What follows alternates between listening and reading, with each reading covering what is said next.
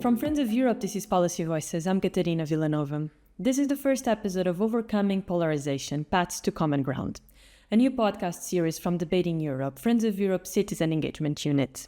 Europe is feeling fractured. Whether it's politics, climate, tech, or trust in institutions, more and more people are feeling left out, unheard, and uncertain about the future. But what if we could flip the script? What if instead of feeling division, we looked for common ground? In this series, we're diving into the real issues behind polarization: economic inequality, climate anxiety, digital disruption, and bringing together voices from across the spectrum. From policymakers, activists, business leaders, and most importantly, citizens' voices via our latest study, Voices for Choices. What is at the core of the distrust of citizens in their governments is the politicians. We need to rethink our attitude to migration, because the plain fact is we need more migrants to work. Today on the show, Rebuilding Fairness. What does a better tomorrow look like? I'm speaking with Miriam Gonzalez, who founded Espana Mejor, a non-for-profit organization providing non-partisan ways for Spanish citizens to contribute to policymaking. Later in the show, I sit down with Giles Merritt, a founder of Friends of Europe, who has written extensively about Europe's demographic challenges. But first, here's my conversation with Miriam Gonzalez. Miriam, you founded Espana Mejor, an NGO that is offering new ways for Spanish citizens to contribute to policy making.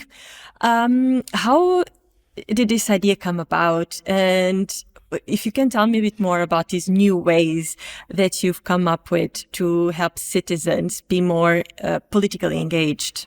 Well, the idea came, frankly, out of frustration, out of seeing that politics is getting farther and farther away from the citizens, that there are a lot of people who want solutions from politics and they are not finding them, and also from the mistrust that there is towards political parties. All throughout the OECD is under 20%. The trust in political parties in my country, in Spain, is at the very bottom of that line. The very last country, that is Spain. And therefore we thought we clearly need new ways to engage people in politics and all that talent that we have in the country of people who are actually interested in contributing, but they are, the political parties repel them, and therefore they are not ready to do that through the political parties. It's like, that is a real pity. Let's try to open up another space, and those who are happy to do this with the straight jackets of a political label, great. Those are always going to continue being the main pillars of democracy. But I believe very strongly that not only in Spain, but everywhere else, we need new ways to engage with democracy. There are more and more of these kind of initiatives. It's not just doing think tanks. No, it's just going down to the street to listen, engaging with the citizens on the solutions, simplifying them so that we can have them in mind when we vote on what is that we really need. And the same is true about all this movement towards citizens' conventions, etc., etc. It's just trying to look for new ways. The democratic system doesn't need to be static. Absolutely. I completely agree that what started out as a Spanish problem for you, it's definitely not unique to Spain. And I share the frustration. I really do. I think it's impossible for anyone who is at any minimum level politically engaged or politically interested to not be frustrated at the state of affairs. And on that note, Debating Europe, which is the citizens engagement unit of Friends of Europe, launched a report earlier this year called Voices for Choices, where they heard from more than 2,000 citizens in 7 European countries. And this report showed that the big majority of respondents in France, Italy, and Germany think that their opinions are not taken into account by their national governments, and the majority of respondents also does not believe that the government will protect them in hard times. What, from your work, what do you think is at the core of citizens' distrust in their governments, and what can governments do to start addressing it? Because it has to come from them to a certain extent. Well, for me, it's very simple. What is at the core of the distrust of citizens in their governments is the politicians. There are many politicians that over the last few years, when things got difficult, because things have got very difficult pretty much in every country and certainly in Europe, since 2008, more or less, which starts with this new wave of technology. Actually, 2008 had a very strong component of we have technology suddenly applicable to financial services, and therefore things spread very quickly, all those troubles that we had. But in this new phase, basically because things were difficult, the politicians have retrenched and they have put themselves behind big walls. There are very, very few politicians who actually engage directly with citizens. And I think that part of what is happening is that they have lost the pulse of the of the street. That comes together with another frustration, is that we, the citizens, we can see how everything else has changed. The way in which we communicate, we work, we entertain ourselves, absolutely everything else has become with less intermediaries. So we are much closer to all the solutions in all those areas of our life, except in politics. In politics, we need to continue going through these rigid pyramidal systems with a lot of protocol and the powerful people. It's like, but we could be deciding things almost on a daily basis. That we decide as a society not to do that because we realize that if we pour our emotions every day into politics, that could be a problem. But the system was never meant to be. You take the power and you go away for 4 years, you do whatever you want, and you come back in 4 years' time to ask me. It's like, why? You can be asking me much more directly. So the problem really is the way to do politics. And I hope that something that comes from this is that we need the politicians less focus on committees and task forces and summits and this and that, and more talking to citizens in the street. The frustration is particularly high when it comes to young people. Young people are almost ignored by politics because they don't go so often to vote, but the problem is there because they are the future of the countries. So we need a big twist in the mentality of the politicians. We could be voting like, don't like, with technology right now, all of us, on every political issue every morning. It cannot be that when we have those means available, the politicians simply ignore it and they measure us with polls. It's like, come to us. Your point is, if I understood correctly, is that citizens cannot just be asked to go to the polls every 4 years and then just take your hands off from the democratic process. What I'm thinking here, and it's been, for example, I'm Portuguese. We were called to vote for our parliament 3 times in the last 3 years. Voting fatigue and voting burnout is quite of a serious issue, even though surprisingly, we've had every time we go to the polls, we actually had more and more people voting, which actually is translating on the rise of the far right. I'll get to that in a second. But what I'm trying to get at, so politicians are struggling more and more to stay in power for a full mandate. The Dutch government just fell this week. And you see these examples across Europe.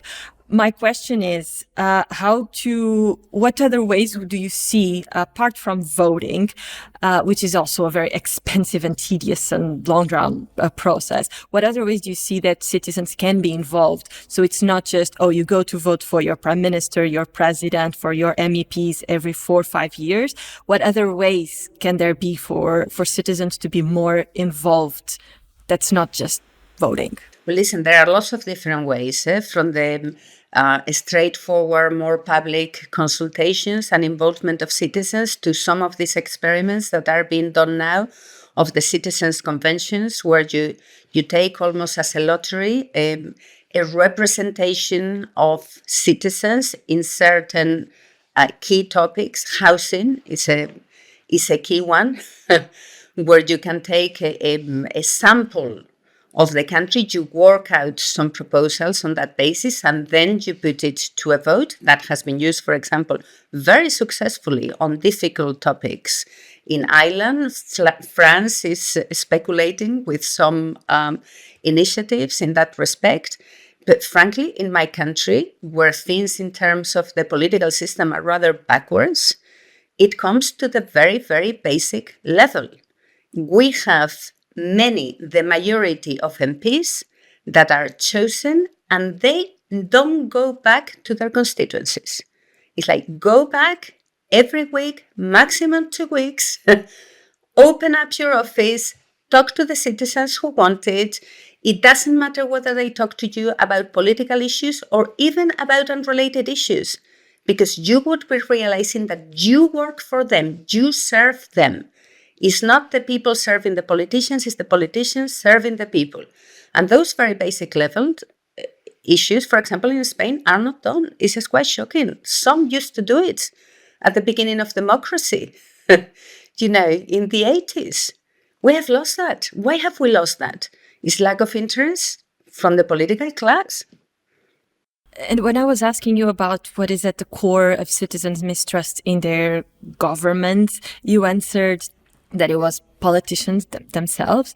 And what you said is that politicians take almost a step back, if I understood correctly.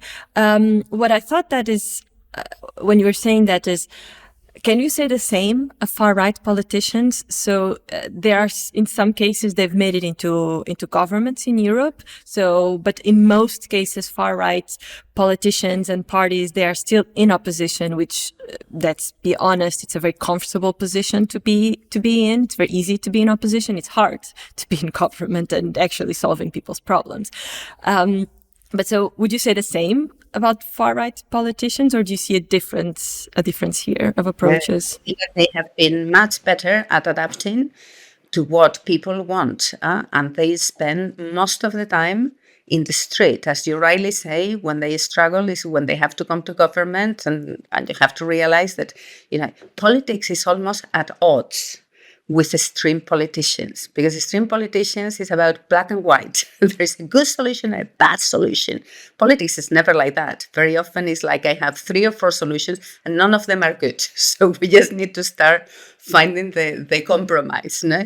So I don't think that at that level there is a difference, but they have really understood that there is unhappiness in the people, and they are coming down to, doing the hard work. And on that, they are impressive, because they are ready to engage with absolutely everybody, to put in the hours and the effort. And that is, that is a good thing. And I think that we all need to learn from all those techniques. They were the very first ones who understood the power of social media.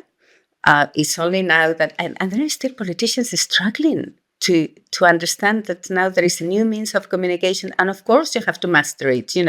At some point, politicians had to master radio, and at some point they had to master television, and now you have to master social media, and you need to make it much more engaging for people. So they have reacted faster, but you are right. When they struggle is when they have to come to actually delivering the beans, no?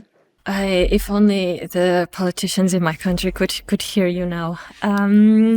The same report by Debating Europe that I mentioned before has also shown that there is a strong support across the Union for social policies like affordable housing, minimum wage, an increase of social responsibility from governments, which it's not surprising considering that we've been living in an unprecedented times for 5-10 years at this point. We've survived the COVID crisis. We had a financial crisis even before that. There's the AI revolution. It's upon us already. So it's not surprising that citizens are calling for more, I would call it like an increase in welfare across Europe. Do you think that governments, perhaps responding, the obvious answer is no, but are at least aware of what citizens are calling for? Yes, I think that they are aware of that.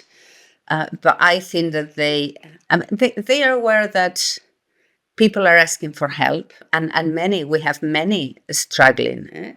We have big levels of poverty, for example, hidden in many European countries, and we don't even talk openly about it. Housing tends to be, for different reasons. So different European countries have different reasons for the housing crisis. But clearly, we have it overspread throughout Europe. I think that there is awareness that citizens want more protection on that. I think that many have not done a good job explaining that if Europe and European countries, both collectively and individually, we want to maintain and increase the welfare state, we need to find ways to pay for that. And that is one of the big issues. It's one of the big taboos in Europe, is probably because of the financial and monetary policies that we have. There are some countries like mine, and I think that it applies to yours also, Italy, many others, no? That we are all comfortable with some European countries in the north and mostly Germany really providing the shadow that allows us all to continue borrowing and paying for things. But there is a limit to that. So either we all get into our heads in Europe that we need to accelerate in this new economic phase and to embrace strongly the innovation and the development that is coming with technology and AI, and we need to be at the top of that if we continue to be able to deliver to our citizens what they are clearly asking for. And otherwise, we are going to go through very difficult times. So for me, the issue is not so much whether they know it or not, is that they are not doing the homework of explaining to people that can be done, but that has a cost, and we need to put two and two together. And therefore, we need to reform, we need to accelerate, become much more agile. Coming up is my conversation with Giles Merritt. Giles Merritt, you've spoken extensively about Europe's demographic challenges. How do you see the current generational contract breaking down, and what risks does this pose for social cohesion in Europe? It's a very good question because it requires a crystal ball, and I don't have a crystal ball. But what we do know is this is the first time, I think, in human history that successive generations have not been more or less the same size. So we're breaking the mold because of great advances in medical science, social care. Generally, we've suddenly got an exploding population of older people. And at the same time, for a lot of other reasons, economic, social, political, we have far fewer births. The fertility rate in certainly Europe and also large parts of America, China, so on, has suddenly shrunk. So you have this big population, fast-growing population of older people, and this shrinking number of younger people whose taxes are needed to pay for the older people. The figures are quite frightening. At the moment, there are about 3 taxpayers for each pensioner. During the pre-war years, for most of the 20th century, that was 4, if not 5 taxpayers. Well, according to the European Commission, by the time we get to mid-century, so 25 years from now, we're looking at less than 2 taxpayers per pensioner, and it will probably bottom out at 1.7 pensioners per taxpayer. We simply can't afford it. I think the worst thing about it is that at the moment, younger people are going to really be penalised by older people. And it's very unfair because we know that one of the results of the digital revolution is low wages, job insecurity, poor housing. And if you have poor housing, you can't expect couples to have lots of children. Indeed, you're lucky if they have any children at all. We've suddenly got this enormous dislocation in the way our society is structured. Talking about the way society is structured sounds a bit theoretical. Practical fact is that structure is money, it's housing, it's jobs, it's education. And all of these are adapted to the 20th century, not to the 21st century. This isn't a surprise.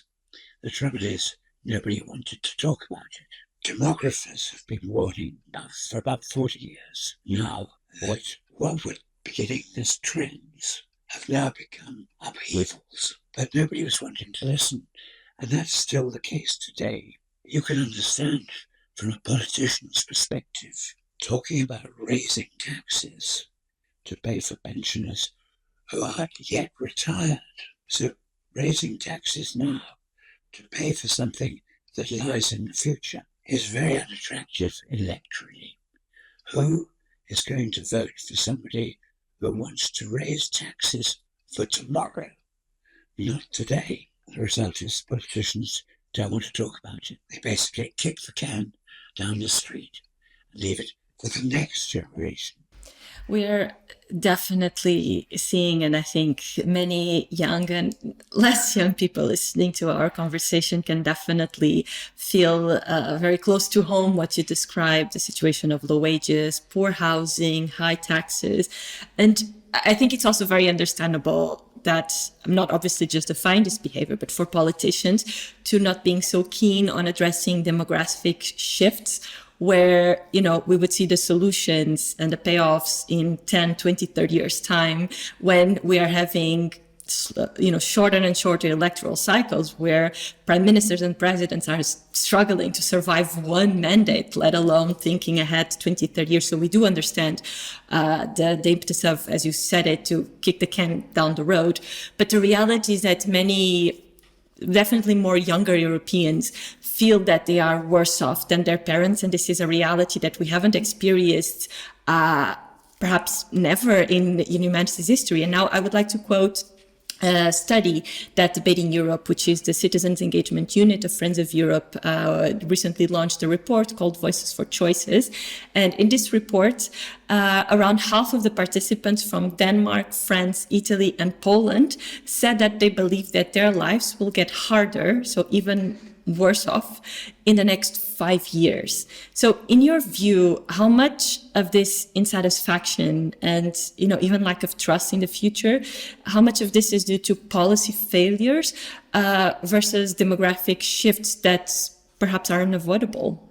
It's a mixture. The big picture, I think, is that Europe has been shrinking in global terms. 25 years ago, Europe's share of the global economy was somewhere around a quarter. It's now down to 15%. Our slice of the global economic cake has been shrinking. So Europe as a whole isn't as well off as it was. And that is global development. Back to the turn of the century. At that time, the American economy and the European economy were almost exactly the same size. The American economy is now 1/3 bigger. The result is that younger people are paying the price of this because they're the new entrants to the labour market. Well, last in, first out. We saw it with the COVID lockdowns. Last in, also the new entrants means you're starting salaries, and starting salaries have been pushed down by lack of economic growth and poor productivity. The global picture is bad. Europe's willingness to adapt to it has been poor. And then the underprivileged nature of being young and entering a mature labour market. And that has, I think, been aggravated by things that were quite unnecessary, like a really, not a lack, but a huge slowdown in house building. And a whole lot of things happened. I mean, first of all, half the houses in Europe were built since the Second World War because so many were knocked down during the war. So there was a huge boom in construction. And that tailed off in the late 80s. But what also happened was we started to see shifts in social behaviour. We saw more divorces. So you have a divorce. That means you need 2 homes where before you had one. We have our old friend longevity, longer lives. An enormous number of houses are now needed by older people who have lost their partner who's died and who now need a single person dwelling where they're very hard to come by. So the result is you have quite a lot of older people living in big houses which are empty. So housing is a terrible model, but it's also crucial because I think if we could have a real boom on housing, and housing, I'm sure you know, is one of the great flywheels for economic growth. A house pulls in so many products, so much labour, and so on. It really can get an economy on the move again. And until we do that, we're stuck with not enough housing far too expensive. So in some researchers, house costs are mopping up a fairly young couple's income. Half to 2/3 goes on housing. Not surprisingly, they can't afford to have kids. And if they did have kids, where would they put them? Also, with low wages, both man and wife need to go out to work. And in that case, you have the problem with caring. There aren't enough carers. So we have a whole series of linked problems which really need to be addressed, which is why I say if we start to act now, we can't make aging go away, but we can soften the impact. And if we don't soften the impact, going back to your original question, and my crystal ball, it's very hard to know what European society will look like, but it won't be the same comfortable society that we see now. Again, it's all hitting a bit too close to home, unfortunately. Speaking of Europe's social model, which, of course, barring some national differences of how pensions are paid and etc.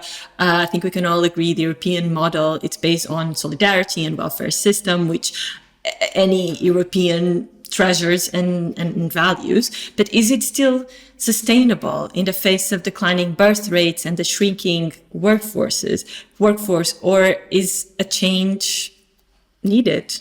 What about the social model? I mean, I think we are rightly proud of the European social model. And when I look at the rough and tumble, to put it politely, of the American model, where you can lose your job, lose your house, and be homeless, or really within a space of a few weeks. Thank God that's not the European case. But it is very expensive, and it's going to double in costs.